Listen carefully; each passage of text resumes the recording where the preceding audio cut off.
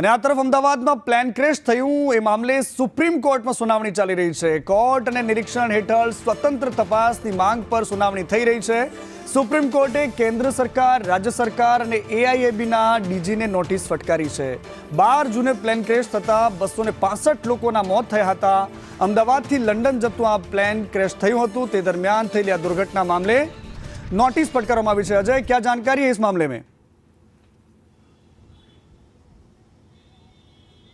अजय, देखिए, निश्चित तौर पे अहमदाबाद में जो प्लेन हादसा हुआ था उसको लेकर के अभी पूरे देश भर की नजरें जो हैं वो जांच एजेंसी पे टिकी हुई हैं कि आखिर इस पूरे हादसे की वजह क्या थी, क्या कोई टेक्निकल कारण था या इसके पीछे कोई और जिम्मेदार था।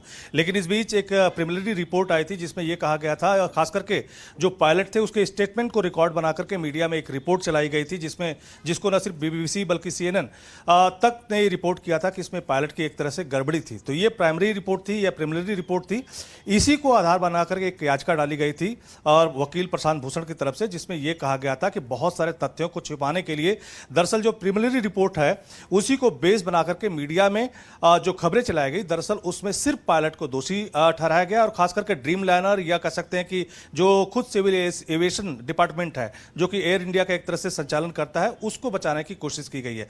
तो और साथ ही साथ एक और भी सवाल इसमें उठाया गया था कि जो जांच कमेटी बनाई गई थी उसमें 5 सदस्यों के थे, जिसमें 3 सदस्य तो खुद DGMA से जुड़े हुए थे, उनकी खुद जांच करने की जरूरत है। तो बहुत सारे आरोप लगाए गए हैं, लेकिन जो प्रिलिमिनरी रिपोर्ट जो मीडिया में लीक हुई उसको लेकर के सुप्रीम कोर्ट ने जरूर ये कहा है कि अनफॉर्चुनेट है ये कि प्रिलिमिनरी रिपोर्ट को आधार बनाकर मीडिया में रिपोर्ट बनाई जाती है और उसमें कहीं ना कहीं कुछ लोगों को दोषी ठहराया जाता है, जबकि अभी पूरी रिपोर्ट अभी बाकी होती है। तो इसी बात को लेकर के सुप्रीम कोर्ट ने न सिर्फ केंद्र सरकार को बल्कि जो सिविल एविएशन है और जो इस की जांच एजेंसी है उसको नोटिस भेजा है और जवाब देने के लिए कहा है।